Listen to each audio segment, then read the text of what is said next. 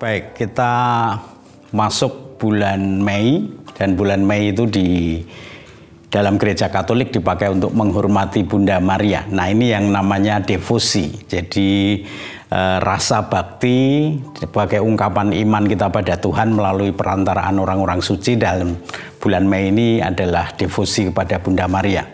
Nah, devosi kepada Bunda Maria ini diwujudkan biasanya diungkapkan dengan berbagai tindakan religius ya. Misalnya doa rosario, kalau sendiri pribadi ya doa rosario di rumah, atau doa rosario secara lingkungan, di lingkungan bergiliran dari rumah ke rumah, itu doa rosario giliran di bulan Mei biasanya sering terjadi di situ.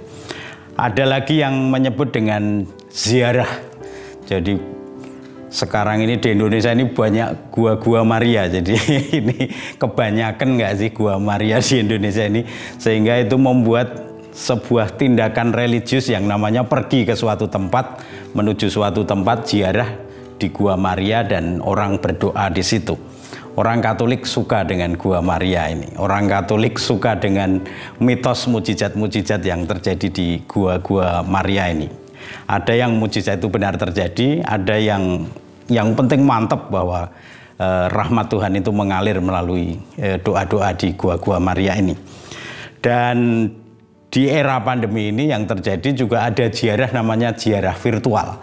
Jadi orang hanya duduk di depan laptop lalu seolah-olah sudah sampai tempat ziarah Maria di luar negeri atau di dalam negeri. Nah, ngomong tentang ziarah ini menjadi tema yang menarik karena sekarang ini ziarah ini ada banyak bentuknya. Ziarah sendiri dari orang Jawa selalu menyebutnya ziarah sebagai siji sing diarah ya. Jadi kita fokus pada satu tujuan, dan satu tujuan itu dengan fokus satu niat ya.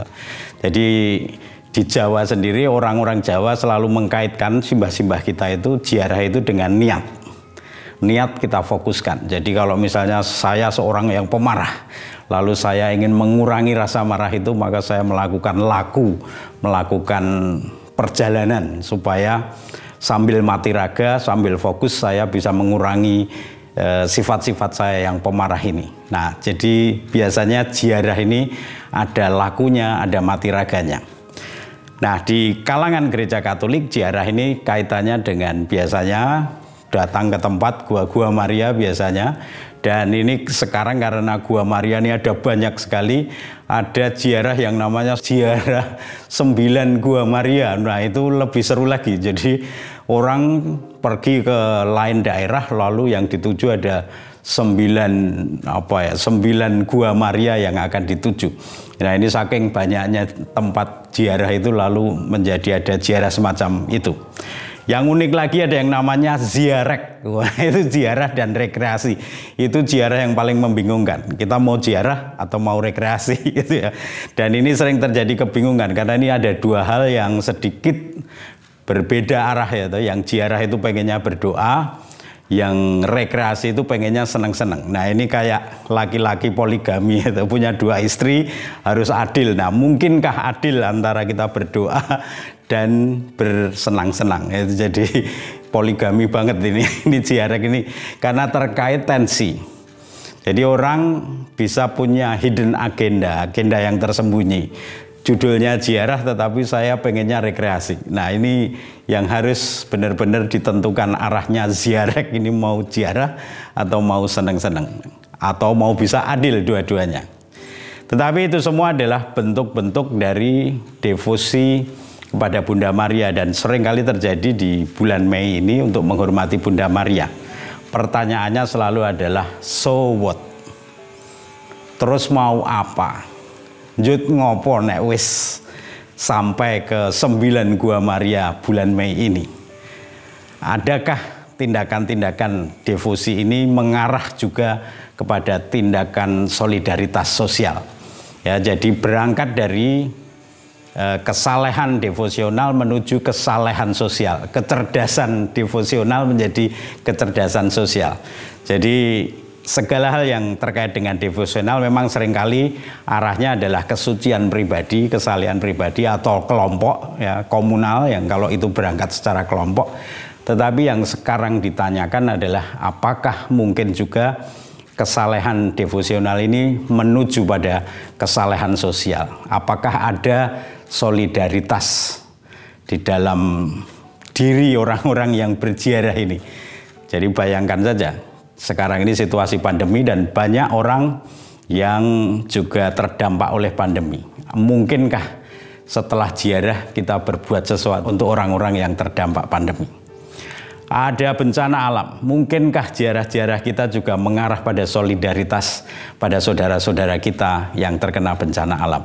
Nah, ini berangkat tentu saja kesalehan devosional itu baik-baik saja, tetapi apakah juga ada sebuah gerakan bersama untuk solidaritas di mana dunia ini bisa menjadi lebih baik? Itu pertanyaannya.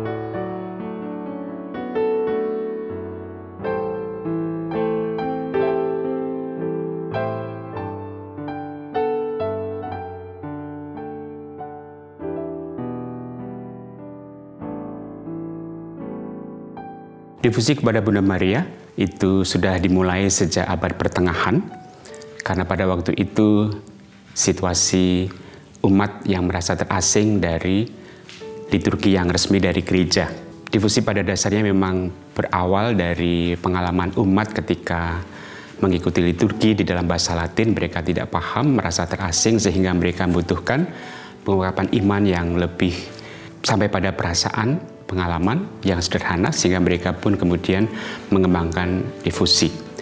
Difusi semakin berkembang ketika Konsili di Trento itu memutuskan untuk menyeragamkan liturgi dengan peraturan-peraturan yang kaku, yang ketat, sehingga umat semakin terasing dan mereka pun semakin mengembangkan difusi, karena melalui difusi umat sungguh-sungguh bisa mengungkapkan iman secara sederhana dengan melibatkan perasaan dan juga sekaligus mengungkapkan doa yang lebih pas dalam pengalaman umat sendiri.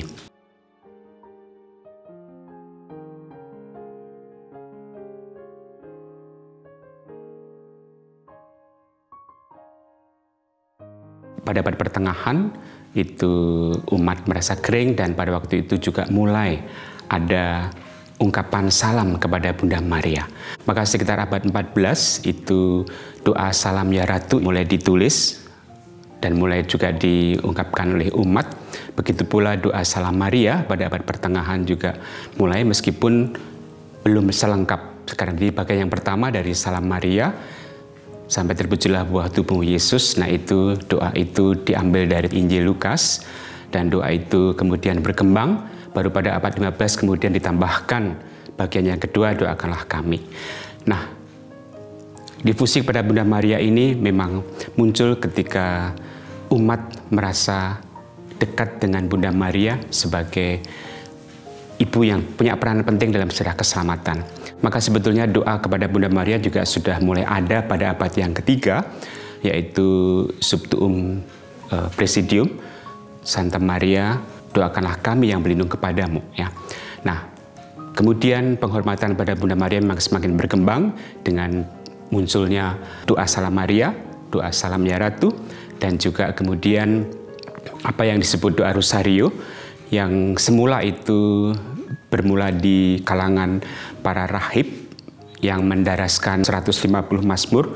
Nah, untuk para rahib yang buta huruf, yang tidak bisa membaca, lalu mereka mengganti 150 mazmur dengan 150 doa Bapa Kami Pater Noster.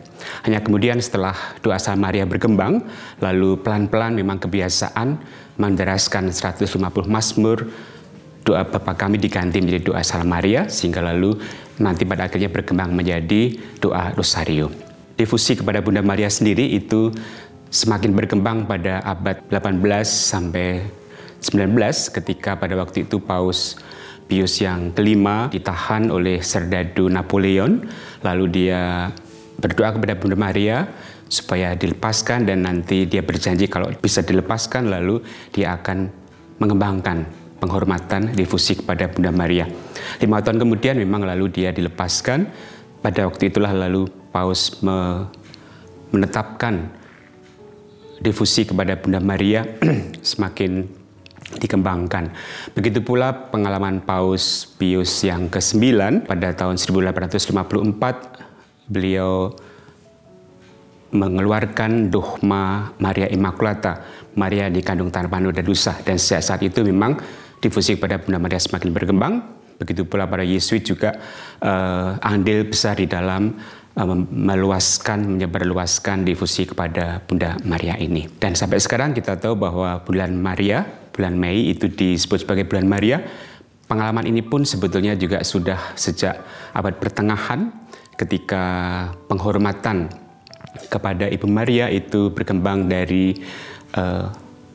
di Eropa, khususnya di Italia, di Jerman itu ketika ada 4 musim, lalu musim semi ketika bunga-bunga mulai berkembang, daun-daun mulai bertumbuh, itu lalu orang juga pada bulan Mei itu menghormati Bunda Maria sebagai ibu dari kehidupan. Nah, lalu pada abad yang ke-20, Paulus yang ke-6 kemudian mengeluarkan ensiklik Mensae Maior. Di situ Paus mengajak seluruh umat supaya setiap bulan Mei kita menghormati kepada Bunda Maria sebagai bulan yang penuh rahmat, karena kita berdoa kepada Bunda Maria untuk perdamaian dunia. Nah, maka sampai sekarang setiap bulan Mei kita merayakan bulan Maria, kita mengintensifkan difusi kita kepada Bunda Maria.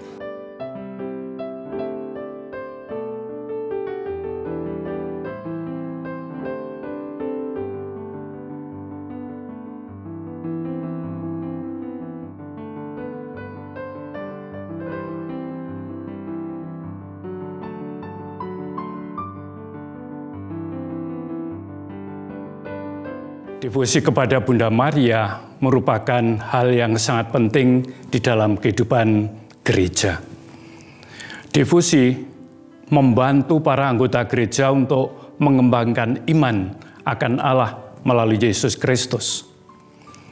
Devosi mengambil berbagai macam bentuk, aneka litani, penghormatan terhadap sakramen Maha Kudus, doa-doa novena, ziarah, doa rosario, dan juga berbagai macam bentuk doa lainnya, yakni jalan salib. Dan masih ada doa-doa yang dikembangkan sesuai dengan kebutuhan umat itu sendiri. Devosi memang sangat penting, tetapi devosi itu hanyalah ungkapan dari iman. Sementara iman itu selain diungkapkan, juga perlu untuk diwujudkan. Nah, oleh karenanya, devosi yang sehat akan selalu mendorong orang untuk bermuara pada perwujudan iman itu yang dilakukan di dalam hidup sehari-hari. Paus Fransiskus mengatakan bahwa semua bentuk doa, termasuk devosi, hanya akan ada gunanya kalau berlandaskan pada kasih kepada Allah dan sesama, dan bermuara pada kasih itu. Kalau semua bentuk doa termasuk devosi tidak bermuara pada kasih kepada Allah dan kepada kasih kepada sesama, itu semua bahkan akan menjadi penghinaan terhadap Allah sendiri.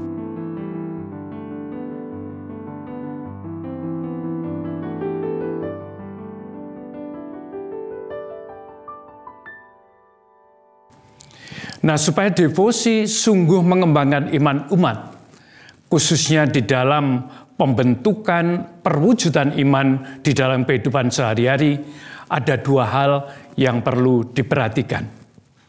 Yang pertama, ketika kita berdevosi kepada Bunda Maria, kita mesti mengingat bahwa Bunda Maria itu memiliki pergulatan hidup yang tidak mudah.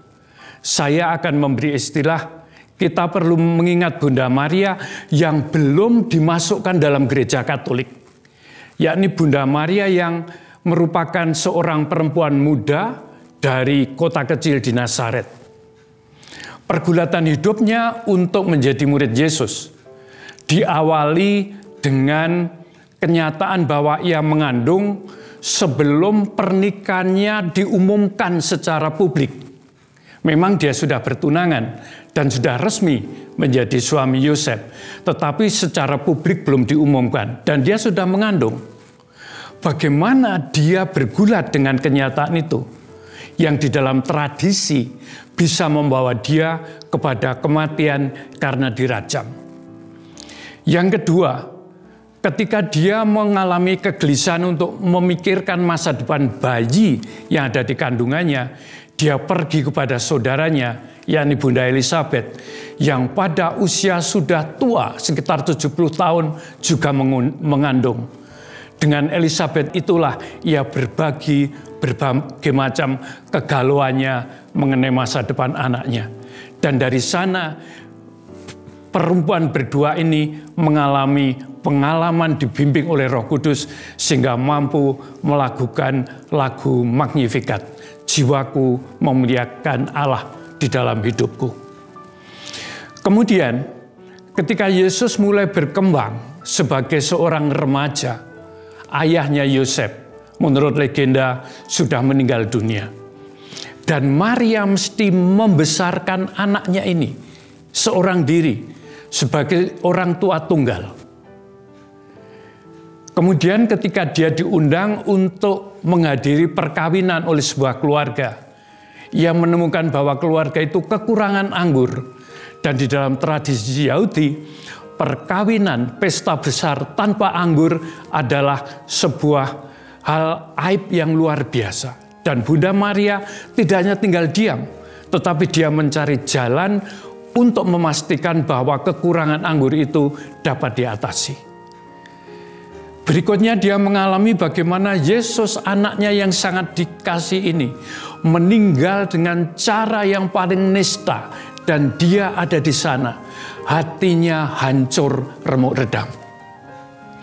Dan ketika Yesus sudah bangkit dan para murid yang tinggal 11 orang itu masih dalam suasana ketakutan, ia menemani mereka sampai turun Roh Kudus seperti dijanjikan oleh putranya sendiri.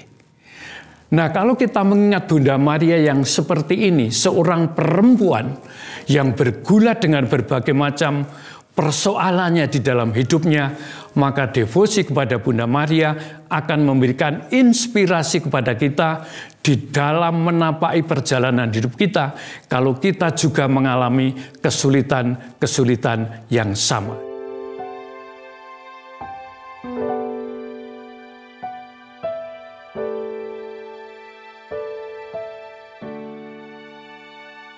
Unsur kedua yang perlu kita perhatikan supaya devosi kepada Bunda Maria dapat membantu kita semua mewujudkan iman kita adalah memperhatikan Bunda Maria sebagai orang kudus seperti diungkapkan oleh Paus Fransiskus. Paus Fransiskus di dalam surat imbauan apostolik Gaudete et Exsultate yang dikeluarkan pada 19 Maret tahun 2018 mengatakan bahwa Bunda Maria adalah orang kudus di antara para kudus dan bahkan mengatasi semuanya. Mengapa demikian? Karena Bunda Maria mampu menghayati dua kriteria yang diberikan oleh Yesus untuk menjadi muridnya yang ideal. Kriteria yang pertama yang disebut dengan sabda bahagia, yang oleh Paus Fransiskus disebut sebagai kartu identitas semua orang Kristiani. Orang yang kudus adalah orang yang mampu menghayati 8 sabda bahagia itu. Yang pertama, miskin di hadapan Allah. Artinya, tidak terikat pada hal-hal yang dia miliki. Karena hidupnya betul-betul berlandaskan pada kasih Allah itu sendiri. Sehingga dia mau dan rela berbagi apa yang dia miliki, baik yang material maupun yang spiritual, dengan orang yang paling membutuhkan. Yang kedua adalah mampu berbela rasa, mampu ikut berduka bersama saudara-saudari yang berduka dan yang mengalami kesulitan. Dan dari situ ia rela mengulurkan tangan guna menolong meringankan beban kehidupan saudara-saudarinya yang sedang kesulitan itu. Yang ketiga adalah tulus hati. Artinya apa? Dia selalu berusaha agar hidupnya betul-betul mewujudkan kasih kepada Allah dan kepada sesama. Dan akan berusaha supaya tindakannya tidak merusak, tidak melunturkan, dan tidak memperlemah kasih itu. Yang keempat adalah lembut hati. Artinya menghadapi segala sesuatu dengan hati yang penuh kelembutan, bukan dengan kekerasan. Yang kelima adalah haus akan kebenaran. Artinya kita memiliki dorongan yang kuat untuk memperjuangkan keadilan bagi penduduk yang paling rentan di dalam hidup mereka. Yang keenam adalah pembawa damai. Di dalam masyarakat yang sekarang cenderung dipenuhi berbagai macam ujaran kebencian, bahkan berbagai macam berita-berita yang penuh penipuan atau hoax. Dalam masyarakat di mana begitu banyak orang suka melakukan gosip, itu semua oleh Paus Fransiskus disebut sebagai musuh-musuh perdamaian. Dan mewujudkan perdamaian berarti melawan itu semua dengan melakukan kebalikannya. Jadi menciptakan perdamaian bukan hanya menghentikan perang, tetapi membuat masyarakat untuk semakin melihat segala sesuatu dengan kacamata positif, melihat hal-hal yang baik, dan itu yang perlu dikembangkan. Yang ketujuh adalah berbelas kasih. Berbelas kasih mempunyai dua unsur. Yang pertama, rela berbagi, rela menolong, rela membantu orang lain. Yang kedua adalah mau mengampuni orang yang bersalah. Mengampuni di sini bukan sekedar melupakan kesalahan yang telah dibuat oleh orang lain kepada saya, tetapi juga memberi kesempatan baru kepada orang itu untuk memperbaiki hidupnya, dan kita rela serta bersedia menemani orang itu berjalan sehingga upaya memperbaiki dirinya itu dapat dilakukan dengan baik. Dan yang terakhir, rela berkorban untuk mewujudkan nilai-nilai Injili.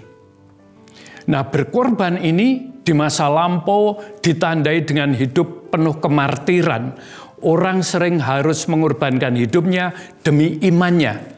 Tetapi zaman sekarang, penderitaan, korban itu bentuknya sangat halus. Bisa saja misalnya di dalam pekerjaan kita, karena ketahuan bahwa kita orang Katolik, kita dihambat untuk kenaikan pangkat. Kita sebagai orang Katolik yang sebetulnya mempunyai kualifikasi yang paling baik untuk menduduki jabatan tertinggi di kantor tertentu, tetapi karena kita Katolik, hal itu dipangkas dan diganti dengan orang lain. Itu semua bentuk-bentuk penderitaan yang perlu ditanggung karena kita ingin menghayati Injil itu secara konsekuen.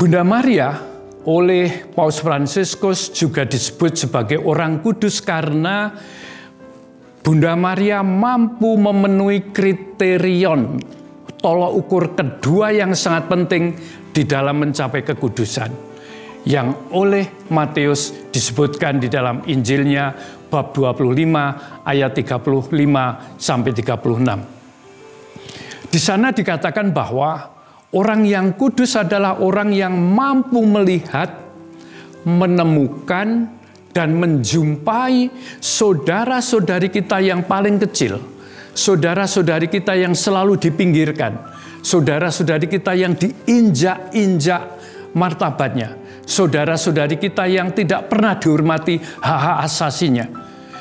Dan ketika kita menemukan mereka, dan menjumpai mereka sebagai bentuk kehadiran Allah sendiri, kita kemudian merelakan untuk membantu mereka guna mengangkat mereka dari situasi itu, membebaskan mereka dari situasi itu, dan membantu mereka untuk meningkatkan kualitas hidup mereka. Hal itu menurut Paus Fransiskus tidak cukup kalau hanya dilakukan dengan tindakan-tindakan karitatif. Tindakan karitatif memang penting, tapi hal itu hanya boleh dilakukan dalam kondisi gawat darurat.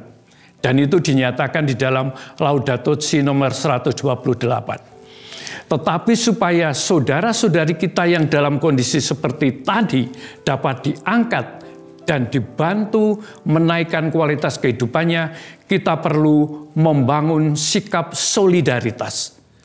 Solidaritas ini mengandung pertama-tama upaya kita untuk melihat struktur di dalam masyarakat yang tidak adil dan kita mencoba bersama dengan orang lain membenahinya. Yang kedua, solidaritas itu diwujudkan di dalam 4 tindakan nyata. Yang pertama, berusaha supaya setiap orang, khususnya orang yang miskin, dapat memperoleh makanan yang sehat dan bergizi. Yang kedua, berupaya supaya setiap orang miskin khususnya dapat memperoleh layanan kesehatan yang memadai. Dan yang ketiga, berupaya supaya orang-orang miskin dapat memperoleh layanan pendidikan yang baik untuk mempersiapkan masa depan hidup mereka yang lebih baik. Dan yang terakhir ini yang paling sulit, yakni mengupayakan supaya khususnya orang-orang miskin dapat memperoleh pekerjaan dengan upah yang adil, yakni upah yang cukup untuk menghidupi dirinya sendiri, menghidupi keluarganya, dan masih ada sisa yang dapat disumbangkan guna membangun masyarakat menjadi lebih sejahtera. Dan itu diutarakan oleh Paus Fransiskus di dalam surat Imbauan Apostolik Evangelii Gaudium nomor 192.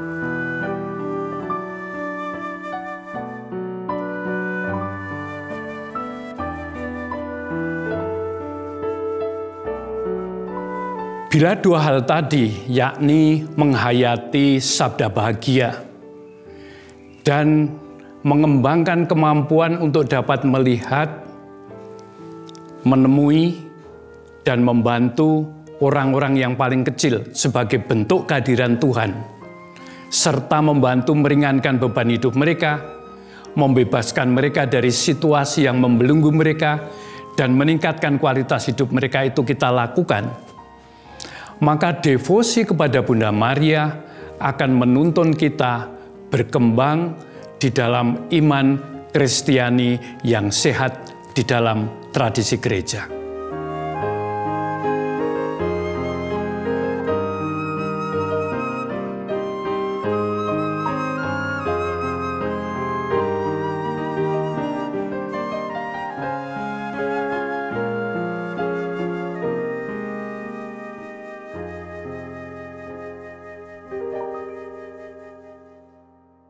Dalam masa pandemi ini, Difusi kepada Bunda Maria tentu diharapkan membuat kita untuk semakin menghayati doa-doa kita, penghormatan kepada Bunda Maria, tetapi sekaligus bagaimana kita bisa meneladan Bunda Maria yang senantiasa rendah hati, sederhana, dan juga murah hati kepada setiap orang. Maka kita pun juga diajak untuk meneladan kemurahan hati itu, bagaimana kita juga semakin peduli kepada sesama kita, kepada orang-orang yang berkekurangan.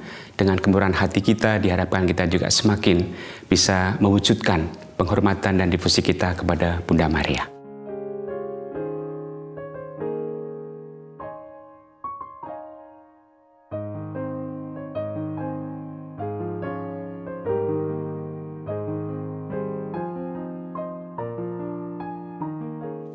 Yang diharapkan sebagai buah nyata dari devosi kepada Bunda Maria, khususnya pada masa pandemi COVID-19 ini adalah berkembangnya kesalehan sosial.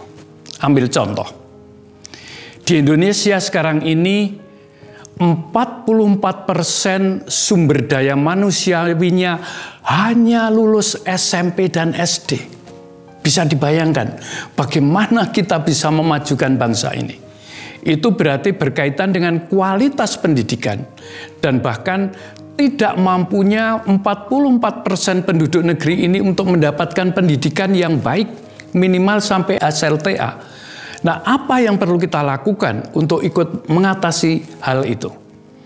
Karena pandemi ini misalnya begitu banyak orang kehilangan pekerjaan dan kehilangan usaha. Apa yang perlu kita lakukan supaya mereka tidak jatuh ke dalam keputusasaan? Kita juga tahu bahwa human trafficking, khususnya perdagangan perempuan di Indonesia ini masih menggila. Dan yang menyedihkan lagi, justru itu terjadi di kantong-kantong yang paling agamis. Apa yang akan kita lakukan untuk ikut mengatasi hal itu? Masalah lain lagi, desa-desa semakin kosong karena kaum muda tidak lagi tertarik untuk bertani karena pemerintah belum berpihak lebih serius kepada kaum petani sehingga kaum petani dapat hidup dengan layak, membangun masa depan mereka dan masa depan anak-anaknya dengan layak. Apa yang perlu kita lakukan? Dan masih banyak hal lain. Izinkan saya menutup apa yang saya katakan ini dengan membacakan dari buku Duket. Ini merupakan rangkuman dari ajaran sosial gereja. Saya akan membacakan nomor 28 halaman 40. Di sana dikatakan, tidak semua orang yang terlibat secara sosial atau politik adalah orang Kristiani. Nah, Kristiani dapat diganti dengan Katolik. Namun, seseorang tidak dapat menyebut dirinya sebagai seorang Kristiani jika ia tidak terlibat secara sosial atau politik. Terima kasih.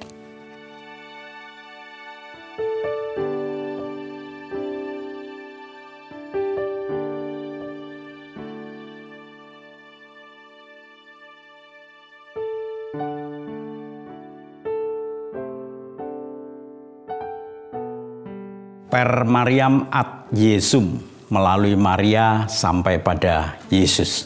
Kalau mendengar ungkapan ini saya selalu ingat peristiwa perkawinan di Kana. Saya melihat Maria sebagai seorang ibu yang selalu gelisah. Dia selalu ingin turun tangan, ya, selalu menangani masalah-masalah yang konkret sehari-hari yang ada. Jadi waktu itu di perkawinan di Kana dia melihat bahwa panitia kehabisan anggur. Maka dia mulai gelisah. Dan dia tahu hanya Yesus yang bisa menolong. Meskipun Yesus rada ngeyel-ngeyel dikit, pada ini belum saatnya ibu. Tetapi Maria tahu bahwa Yesus pasti akan berbuat sesuatu. Do something. Jadi dalam situasi pandemi ini, marilah kita tidak hanya berhenti pada devosi, kesalehan devosional saja, tetapi sampailah pada berbuat sesuatu untuk sesama. Kesalehan sosial. Kita berbuat untuk orang lain yang membutuhkan. Di tengah-tengah pandemi ini ada banyak orang yang terdampak karena pandemi, kehilangan pekerjaan, sakit, dan segala macam hal itu. Bagaimana kita tidak hanya berdoa tetapi juga berbuat sesuatu. Ada banyak bencana yang akhir-akhir ini terjadi, bagaimana kita tidak hanya berdoa saja tetapi berbuat sesuatu. Masih ada banyak kejadian kekerasan di lingkungan gereja, kekerasan terhadap perempuan dan anak. Bagaimana ini juga tidak hanya kita saleh berdoa saja, tetapi juga harus berbuat sesuatu untuk menyelesaikan masalah-masalah ini. Maka saya kira Bunda Maria yang selalu gelisah ini, kita juga perlu mohon pada Bunda Maria untuk menyampaikan doa-doa kita pada Yesus, tapi juga Maria gelisah. Dan Maria pasti minta tolong supaya Yesus segera menyelesaikan masalah pandemi ini. Dan saya kira juga Maria gelisah dan minta tolong kita semua untuk do something, berbuat sesuatu. Per Mariam ad Yesum.